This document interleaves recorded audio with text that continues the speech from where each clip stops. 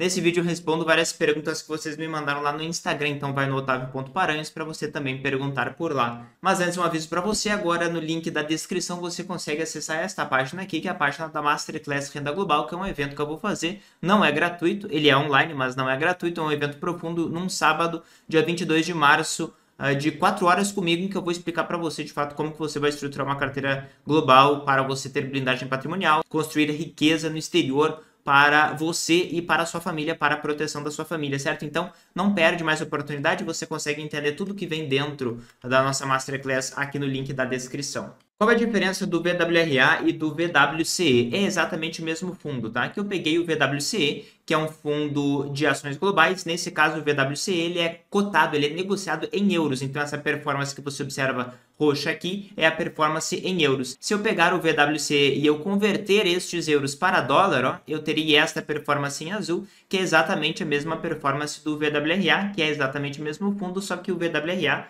é negociado em dólares. Então, se eu pegar o em euro e converter para dólar, eu teria exatamente a performance daquele que já é negociado em dólar, tá? Então, é exatamente a mesma coisa. Pela própria página do fundo, você observa que VWCE, né, no caso aqui o próprio código, e quando você vai observar aqui todas as negociações que ele pode negociar, ao final aqui desta página, o que você observa? Por exemplo, em euros, na Bolsa de Amsterdã, você observa que ele é negociado pelo código VWCE. Na Bolsa Alemã também, na Bolsa Italiana também, tudo em euros. Se você não quiser em euros, mas se você quiser em dólares, na Bolsa de Londres, é pelo VWRA. E, inclusive, você consegue comprar e vender em libra esterlina utilizando o código VWRP, mas todos eles são exatamente do mesmo fundo, que é o Fundo de Ações Globais da Vanguard, é um fundo irlandês, é um fundo de acumulação. Você pode comprar nessas várias moedas, mas é exatamente a mesma coisa. O Lucas fez uma boa pergunta. Austrália e Suíça são relativamente parecidos em termos de mercado acionário, tamanho e relevância?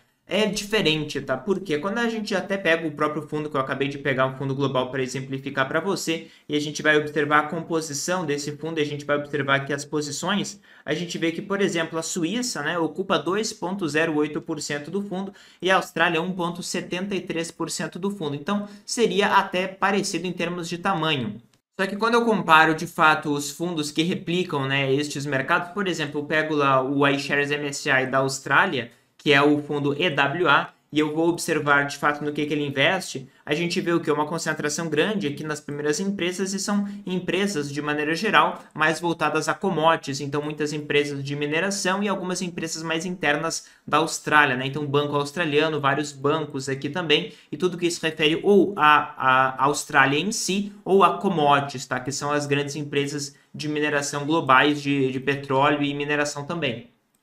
Já quando a gente pega aqui o fundo da Suíça, ele é bem diferente, é o código EWL, e o fundo da Suíça, quando a gente observa aqui as holdings dele, primeiro que ele não tem essa exposição à parte de commodities, ele tem basicamente empresas multinacionais globais, não é do mercado suíço, porque o mercado suíço é um mercado muito pequeno. Basicamente são grandes empresas multinacionais, então Nestlé, a Roche, né, que são empresas farmacêuticas, a Novartis também, o UBS, e até todos os bancos suíços não são somente, né, que atendem o público da Suíça. Eles são bancos, de maneira geral, globais. Tem algumas exceções, mas o grosso aqui são empresas multinacionais. Então, aqui a alocação suíça, embora o tamanho dela seja parecido com o australiano, é uma alocação bem menos cíclica e muito mais global, muito mais multinacional. A gente observa isso até pelo desempenho aqui do fundo, né, que você observa que desde 96 que esse fundo existe, ele foi relativamente constante conforme você observa aqui. Enquanto isso, o australiano ele foi muito mais parecido até com uma alocação brasileira, tendo um excelente desempenho ali nos anos 2000, né, multiplicando por praticamente 4 vezes o dinheiro de 2002 até 2007, durante 5 anos, 4 vezes em dólar é bastante coisa, ficando estagnado depois também em dólar na próxima década. Então, muito parecida com uma alocação mais cíclica, não como o Brasil, que foi muito pior, mas é muito parecido com ações de commodities globais. Ótima pergunta da Débora. Perguntou: em termos de retorno e tributação, o IB01 e o BOXX são equivalentes para o brasileiro? Explicando, esses dois fundos, conforme você observa, são muito parecidos. É como se você investisse no Tesouro Selic americano, né? Então, Tesouro Pós-Fixado americano. O IB01 é um fundo irlandês que faz exatamente isso. Ele compra Tesouro americano até 1 ano, então ele tem esse desempenho aqui. Só que veja, né, este fundo aqui ele é tributado em 15% na fonte nos Estados Unidos antes dos juros entrarem para dentro do fundo e ele acumula. Então ele tem esse crescimento que você observa e quando você vender, você vai pagar 15% de imposto de renda aqui no Brasil sobre o ganho que você tiver. Já o fundo BOXX, ele é um fundo americano, mas ele não investe em tesouro, ele vai investir em opções que têm um desempenho equivalente ao tesouro, mas não é tesouro, é opções no mercado americano, tá? Vai ter um desempenho muito parecido, só que esse fundo aqui, ele não vai ter essa tributação na fonte porque ele não recebe juros, ele não é um fundo de títulos que estão dentro dele, né? Então isso não acontece. Você vai pagar, quando você vender, 15% no Brasil pelo ganho de capital que você tiver, tá? Então, tecnicamente, conforme você observa, o desempenho seria até parecido, né, pelo desempenho dele. Teoricamente, o IB01 deveria ser um pouco mais tributado, mas, conforme você observa, até o desempenho deles foi muito semelhante, muito parecido. Então, na prática, não vai fazer diferença para você. O BOXX, ele é um fundo americano, então ele vai ter ali a questão do imposto de herança americano, que vai incidir sobre o QCD $60 mil do seu patrimônio, que é bem importante também, certo? Miguel perguntou, existe alguma vantagem em investir por REITs, que são ali as empresas imobiliárias globais, por meio de ETFs brasileiros como o ALUG11? Para quem não sabe, o ALUG11 é um fundo brasileiro que equivale aqui ao fundo VNQ americano. O fundo VNQ americano é um fundo que investe somente em REITs, que são aquelas empresas do setor imobiliário nos Estados Unidos, que aqui você observa o desempenho em dólares, tá? E aqui eu peguei o mesmo fundo e eu converti para reais. Então a gente vê o mesmo fundo convertido em reais ou em dólares. E o ALUG11 é exatamente o mesmo fundo, só que naturalmente, como ele é um fundo brasileiro, ele vai ser aqui cotado em reais. Quando a gente aproxima, a gente vê de fato que ele tem um desempenho muito parecido, muito próximo do VNQ convertido para reais, né? Porque de fato ele é uma alocação do VNQ. Mas veja que ele teve um desempenho levemente inferior, por quê? Primeiro porque ele é tributado na fonte em 30% nos dividendos que ele recebe, né? A grande parte do retorno desses REITs são em dividendos, então você vai ser tributado em 30% na fonte,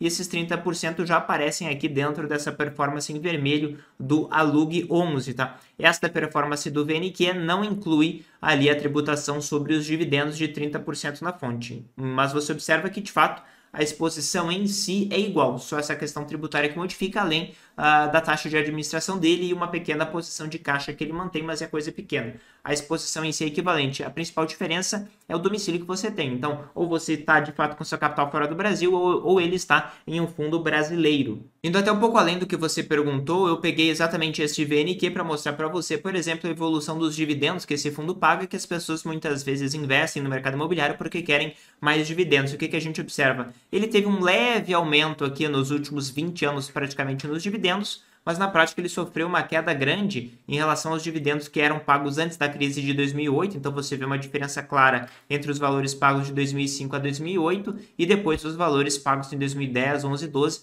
porque a gente sabe que as empresas imobiliárias americanas sofreram muito com a parte de endividamento, né, e a desvalorização dos imóveis em si.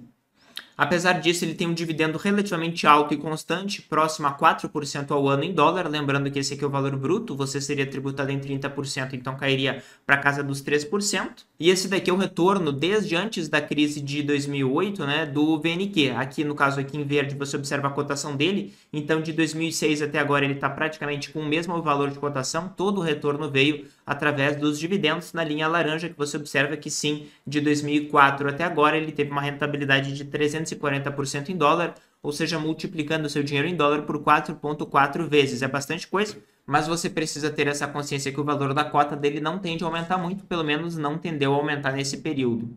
O Robson perguntou, ter VT na carteira é suficiente pensando em longo prazo? Basicamente, ter uma alocação global em ações é suficiente pensando em longo prazo? Sim, é suficiente, tá? Mas depende se você, com os aportes que você faz, se você projetar que você vai ter dinheiro suficiente para você poder se aposentar e para você poder gastar. Não adianta nada você apenas aportar em VT, sendo que pela sua projeção você terá dinheiro insuficiente para poder viver com a renda que você quer. Talvez você tenha que sim aumentar o risco da carteira e buscar uma alocação que tenha uma expectativa de retorno maior, tá? Então, depende se é uma alocação que você terá dinheiro suficiente ou não, tá? Então, você pergunta se é suficiente, vai depender do volume do seu aporte. O G. Schlatter perguntou o que acontece se os ETFs neutros, ou seja, aqueles que são investidos de maneira mais passiva conforme o tamanho das empresas, né?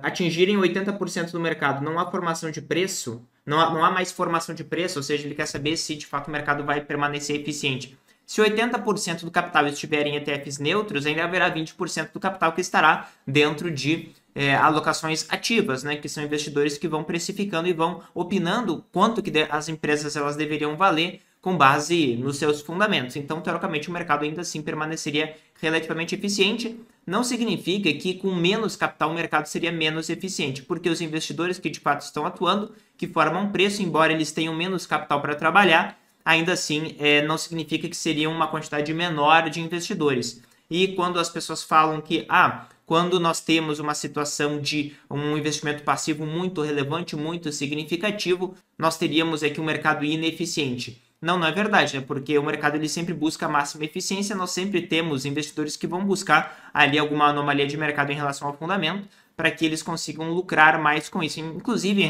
exatamente em relação a esse ponto, o aumento do valor dos ETFs passivos e dos fundos passivos, eu fiz uma live exatamente sobre isso que você pode observar aqui na descrição também. Mas apenas explicando para você, embora as pessoas falem, agora os fundos passivos eles vão tomar conta do mercado. Não, não é verdade, tá? Quando a gente pega até hoje o mercado americano de fundos passivos, realmente a gente tem aproximadamente 14%, sendo 6% de fundos mútuos e 9% de ETFs, tá? O resto do mercado não é passivo. A gente está falando de mais da metade dos fundos que agora sim são passivos. Dos fundos, metade ou mais são passivos. Mas do total do capital, não é. Estamos muito longe disso. Nós temos no mercado americano 39% com as famílias, 18% com investidores estrangeiros, 10% em fundos de pensão, né, e fundos de governo, e depois fundos multimercado e outros tipos de alocações aqui também. Então nós estamos, assim, décadas, né, de uma alocação predominantemente passiva no mercado como um todo. Felipe perguntou, investir pela Nomad ou pela Even ou por qualquer outra empresa me blinda do risco Brasil, né, do judiciário? No caso, em relação a bloqueios, provavelmente sim, tá? Só que naturalmente o judiciário ele pode impor o que nós chamamos de astrentes, que é basicamente multas, né, para que a parte brasileira da empresa, porque nem a Nomad, nem nenhuma dessas empresas é só uma empresa americana, eles são sempre um banco brasileiro, uma corretora brasileira em conjunto com uma corretora americana, para que estas empresas do lado brasileiro sejam punidas ou impelidas de alguma maneira a ou ceder o seu patrimônio ou a fazer com que você não seja mais cliente de alguma maneira, né? Então seus ativos não serão bloqueados no exterior em si, porque eles de fato estão no exterior, mas a parcela brasileira ali da empresa, que caso você tenha ativos nessa parcela brasileira, sim, esses ativos podem ser bloqueados e também essa corretora pode fazer alguma coisa com você, né? Ou seja, ou mandar você fechar sua conta, ou não sei o que ela pode mandar fazer, depende da criatividade do juiz e do advogado, certo? Então, sobre blindagem, de maneira geral, sim, você está protegido. Se você gostou desse conteúdo, não deixe de observar a nossa Masterclass, que vai acontecer agora sábado, dia 22 de março, tá 4 horas comigo. Ou então pode acessar o link da descrição para observar o seu ingresso. E também encaminhe esse conteúdo no grupo da família, no grupo dos amigos, para outras pessoas que eu sei que também precisam investir globalmente com maior segurança, com maior blindagem patrimonial. E dá um like para o YouTube espalhar esse conteúdo para mais pessoas. Se inscreve no canal e ativa as notificações para não perder nada aí que eu coloco aqui. Valeu!